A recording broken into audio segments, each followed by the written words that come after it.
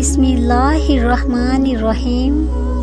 آج کے دور میں تعلقات کو ٹھیک کرنے کی کبھی کوشش نہ کریں، بلکہ اپنے مالی حالات ٹھیک کریں، تعلقات خود بخود ٹھیک ہو جائیں گے۔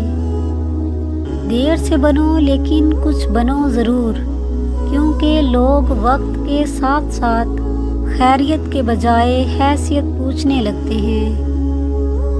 اس سے فرق نہیں پڑتا کہ آپ کتنے قیمتی، کتنے قابل اور کتنے اہم ہیں۔ اگر آپ ناقدروں کے ہاتھ لگے ہوئے ہیں تو آپ بیکار ہیں۔ سنا ہے محشر میں کوئی کسی کا نہ ہوگا، مگر یہ سلسلہ ابھی سے عروج پر کیوں ہے؟ اگر آپ لفظ آپ اور تو انسان کی حیثیت دے کر استعمال کرتے ہیں تو آپ اچھے انسان نہیں ہیں۔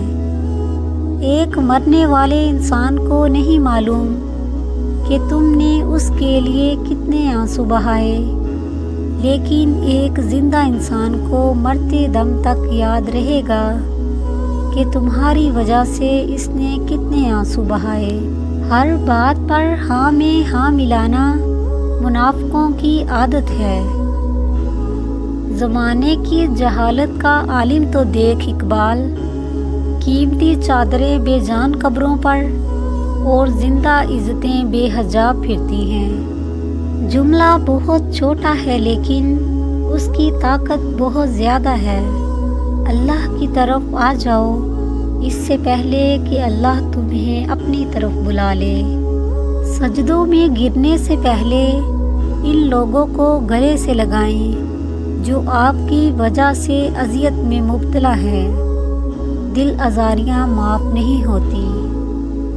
اگر اللہ تمہیں وہاں تک نہیں لے کر گیا جہاں تم جانا چاہتے تھے تو یقین رکھو بہتر ہوگی وہ جگہ جہاں وہ تمہیں اپنی مرضی سے لے کر جائے گا۔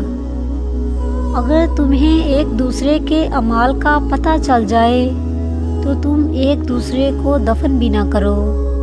اللہ نے تمہارے عیب چھپا رکھے ہیں، اس پر شکر ادا کیا کرو۔ رسول اللہ صلی اللہ علیہ وآلہ وسلم نے فرمایا، لوگوں پر ایک ایسا زمانہ آئے گا کہ ان میں اپنے دین پر صبر کرنے والا آدمی ایسا ہوگا جیسے ہاتھ میں چنگاری پکڑنے والا۔ کسی نیک عمل کی توفیق مل جانا ہی قبولیت کی نشانی ہے۔ جب بات عزت نفس تک آ پہنچے تو تعلق کو ٹھوکر مار دینی چاہیے۔